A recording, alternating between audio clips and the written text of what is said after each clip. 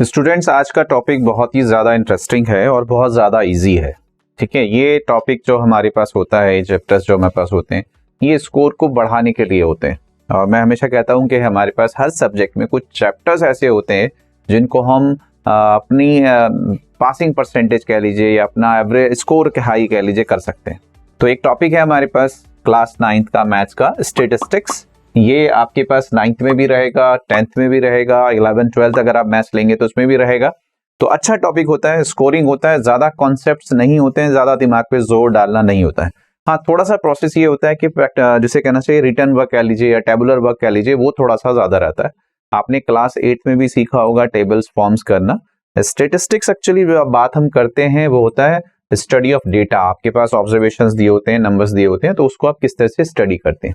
खैर, इस चैप्टर में हमारे पास बहुत ही सिंपल सी चीजें हैं कि हमारे पास इसमें जो हम डेटा को स्टडी करेंगे वो हम ग्राफिकल रिप्रेजेंटेशंस करेंगे। अगर आप मैच देखते हैं तो उस मैच में क्रिकेट मैच में अगर देखते हैं तो वहां पे कुछ चार्ट्स दिखाई देते हैं कि टीम ए ने कैसे स्कोर किया था, टीम बी ने कैसे स्कोर किया था। दोनों को अगर मर्ज करते हैं, दोनों का ग्राफ एक ही जगह रखते हैं, तो एक टाइम में मान लीजिए 20 ओवर्स के बाद ए का ग्राफ कैसा था, टीम ए का, टीम बी का कैसा था, वो सारी चीजें हैं। तो हमारे पास ग्राफ को प्रेजेंटेशंस के लिए हम तीन चीजों को यूज करते हैं। बार ग्राफ हम बनाते हैं, हिस्टोग्राम्स हम बनाते हैं और फ्रीक्वेंसी पॉलीगन्स बनाते हैं। इस वीडियो में हम सिर्फ आपके लिए सिंपल करने के लिए हम सिर्फ और सिर्फ हिस्टोग्राम बार ग्राफ जो है हम वो डिस्कस करेंगे। बार ग्राफ हमारे पास क्या होता है, एक्चुअली हमारे पास दूसरी बात ये कि चैप्टर में हमारे पास रहेगा कि अगर आपको डेटा दिया हुआ है तो आपसे कहा जाएगा कि इसका ग्राफिकली प्रेजेंटेशन करिए, आप करके दिखाइए कि इसका चार्ट कैसे बनाते हैं। दूसरा, अगर चार्ट आपको दिया होगा तो आपसे उसमें से कुछ क्वेश्चंस पूछे जाएंगे। जैसा पहले मैं आपसे दिखा भी देता हूं कि हमारे पास ये इस तरह के क्वेश्चंस रहते हैं, बहुत सिंपल होते हैं। एक हमें ग्राफ दिया हुआ है, आपसे कह रहा है in a particular section of class 9th 40 students were asked about the months of their birth and the following graph was prepared for the data so obtained. Actually अगर आपकी क्लास में 40 स्टूडेंट्स हैं और उन सबसे आप पूछें कि भाई अपना डेट ऑफ बर्थ का जो मंथ है वो बताइए, तो आपके पास 40 डिफरेंट टाइप्स के इंफॉर्मेशन आएंगी। ठीक है, लेकिन क्योंकि मंथ हमारे पास 12 हैं, स्टूडेंट्स 40 हैं, तो चांसेस ये हैं कि भाई एक से ज्यादा बच्चे का जो मंथ है वो सेम आ रहा होगा। तो उसी को हमने मेंशन कर दिया कि जनवरी में हमारे पास कितने स्टूडेंट्स, हमने एक जगह ले लिया। एक्चुअली जो बार ग्राफ होता है वो होता ही इस तरह से कि भाई एक जगह जो है नाम आ जाता है, एक तरह से कह लीजिए कि किस चीज के लिए, और दूसरी तरफ उसके नंबर्स आ जाते हैं। तो जैसा हमने कहा कि मंथ है जनवरी, फरवरी, दीज आर द नेम्स। तो जनवरी फरवरी जो मंथ है वो हमने एक जगह ले लिया और जो नंबर ऑफ स्टूडेंट्स हैं वो दूसरी जगह ले लिया। तो ये आपको चार्ट नजर आ रहा है। जैसे ही आप चार्ट देखते हैं, चार्ट का फायदा ये होता है कि एकदम से इंफॉर्मेशन मिल जाती है। अगर मैं आपसे कहूं कि सबसे ज्यादा जो स्टूडेंट्स किस मंथ में डेट ऑफ बर्थ आ रहा है, तो आप एकदम से देखेंगे सर ये वाला बार ज्यादा बड़ा है तो इसी में आ रहा है। तो 6 स्टूडेंट्स ऐसे हैं जिनका डेट ऑफ बर्थ अगस्त में आ रहा है। तो नंबर ऑफ स्टूडेंट सबसे लो किसमें है सर, जून में सबसे लो है 1 स्टूडेंट ऐसे। तो ये हमारे पास इसका फायदा होता है कि बहुत जल्दी से आप क्विक उससे आंसर ले पाते हैं। तो ये हमें दिया हुआ है, आपसे यहाँ क्वेश्चन पूछ रहा है, observe the bar graph given above and answer the following questions. How many students were born in the month of November. November month में how many were born, there were 4 students. आपसे कह रहा है in which month were the maximum number of students born, that was August, जो हमने आपसे कहा था। तो आपके पास दो तरह के क्वेश्चंस होते हैं। अगर चार्ट दिया होता है तो उस पर बेस क्वेश्चंस होते हैं, आपको उसका आंसर देना होता है। दूसरा, आपसे क्या कहा जाता है कि नहीं, एक डेटा दिया हुआ है, आप उसके बेस पे चार्ट बना दीजिए। तो बस ये छोटे से क्वेश्चंस हैं आपके पास। बार ग्राफ की हम बात कर रहे हैं, तो हमारे पास इस बार ग्राफ में होता क्या है, यहीं से हम स्टार्ट करते हैं कि हमारे पास कुछ नाम दिए होते हैं। अभी मैं आपसे जैसे जनवरी फरवरी की बात करूं, अभी अगर मैं आपसे टेम्परेचर बेस्ड ग्राफ बनवाने लगूं कि हम जो टेम्परेचर अगर हम नोट करें कि जनवरी में हमारे पास मैक्सिमम कितना टेम्परेचर था, फरवरी में कितना था, तो ये हमारे पास आ जाएगा। अगर मैं आपसे बात करूं कि भाई हमारे पास कितना अमाउंट है, 5 बच्चे हैं, उनके पास ABCDE, उनके पास अमाउंट कितना है, उसका बार ग्राफ बनाओ। तो अमाउंट ए के पास सपोज करो 20 रुपीज है, बी के पास 10 रुपीज है। तो एक जगह हमारे पास हेड्स आते हैं या नाम आते हैं और दूसरी जगह उनकी वैल्यूज आती हैं। तो इसमें हमें करना क्या है बच्चे, हमें करना यह है कि हम ग्राफ की बात कर रहे हैं। तो आप सब बच्चों ने अब तो ग्राफ बनाना सीख लिया, क्लास 8 से भी किया है और क्लास 9th में तो हम सीख ही रहे हैं। एक हम एक्स एक्सिस लेते हैं और एक हम वाई एक्सिस लेते हैं। एक्स एक्सिस पे हम हेड्स ले लेते हैं।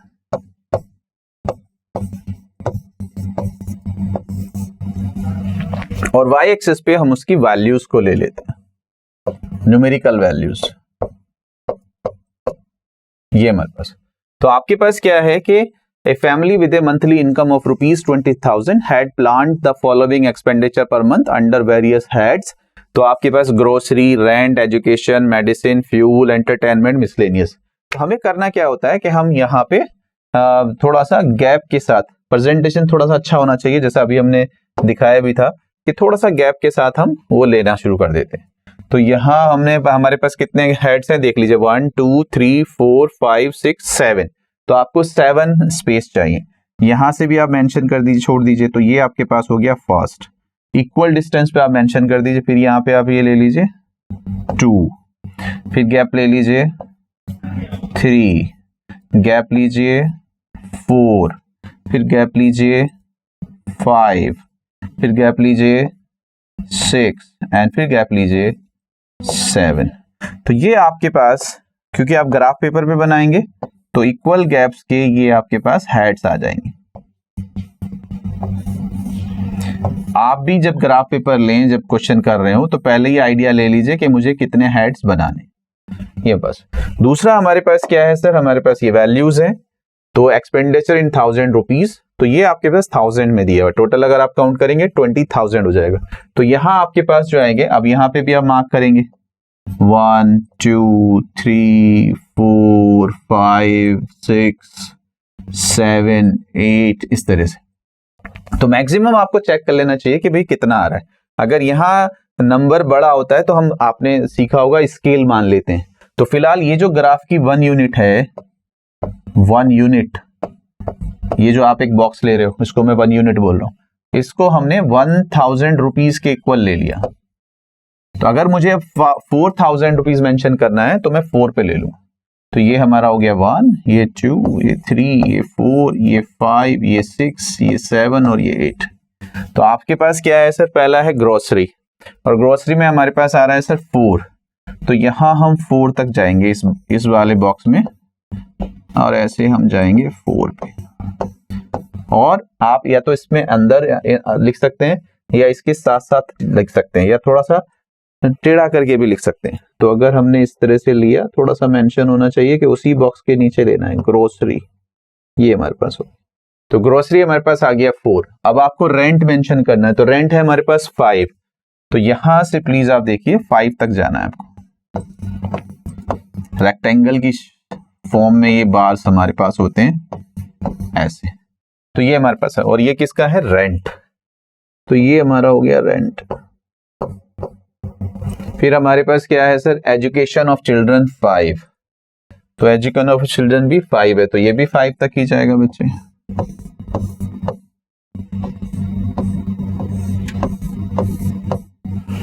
ठीक है। फिर मेडिसिन 2, सो मेडिसिन 2 है, तो ये हमारे पास हो जाएगा 2 बॉक्स। फिर हमारे पास है fuel 2, fuel is 2। Then entertainment is 1, तो ये हाफ पे ही रह जाएगा। And last is miscellaneous is 1। तो ये आपने फॉर्म कर दिए पैराग्राफ, यहां आप मेंशन करते चले जाइए। आपके पास एजुकेशन था, heads,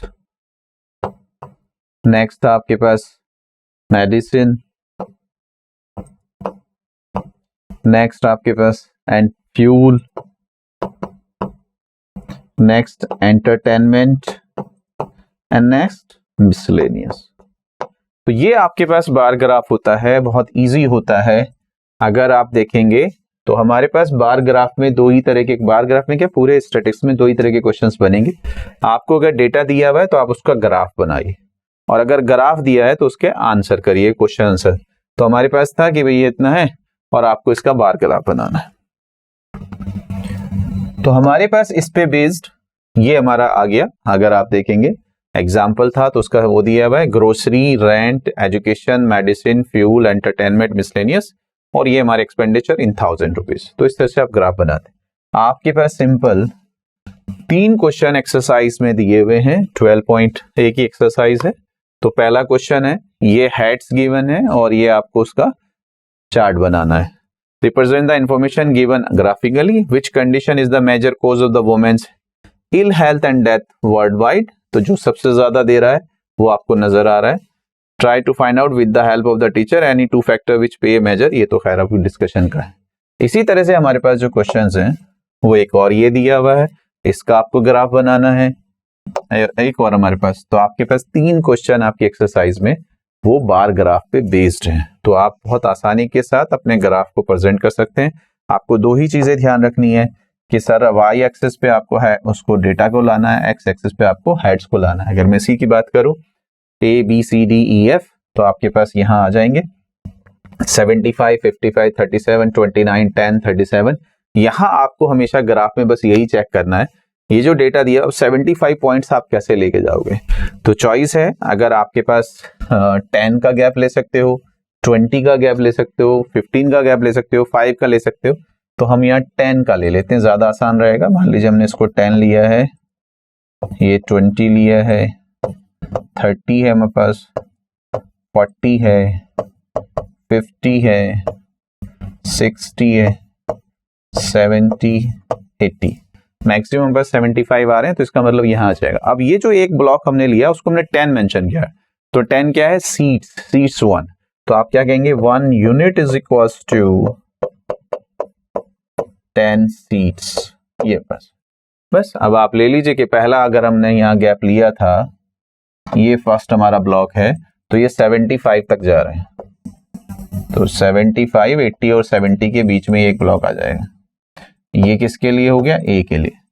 again B is 55, gap दीजिए और 55, 50 और 60 के बीच में आप इसको ले लीजिए, तो सेकंड बार हमारी ये आ जाएगी 55। सी हमारा है 37, तो 30 और 40 10 का गैप ले रहे हैं, तो अगर आप ग्राफ लेंगे तो उसमें 1 2 3 छोटे छोटे से बॉक्स होते हैं, तो 7 आप ले सकते हैं, तो 37 थोड़ा सा गैप लेके ले लेते हैं, तो ये हमारा 37 हो जाएगा बी सी। डी हमारे पास 29 है, अगेन गैप लीजिए, तो ये 20 डी हो जाएगा। फिर ई हमारे पास 10 है, तो सिंपल ये तो गैप इक्वल लेके 10 पे आ जाएगा, थोड़ा सा 10 उसमें रहना पड़ेगा। और एफ 37 है अगेन, तो एफ हमारा 37 पे चला जाएगा, तो ई एफ। तो ये ग्राफ है आपका, यहां आपने लिया है पॉलिटिकल पार्टी, पॉलिटिकल ये मेंशन करना जरूरी है, और यहां आपने लिया है सीट्स 1। तो इस तरह से आपने ग्राफ को प्रेजेंट करेंगे, और आंसर अगर कुछ क्वेश्चंस आपको दिए होंगे तो आंसर देंगे। विच political party one the maximum number of seats, number of seats तो ए ने किया है, तो हमारे पास क्या आ जाएगा, A won maximum seats, that's it.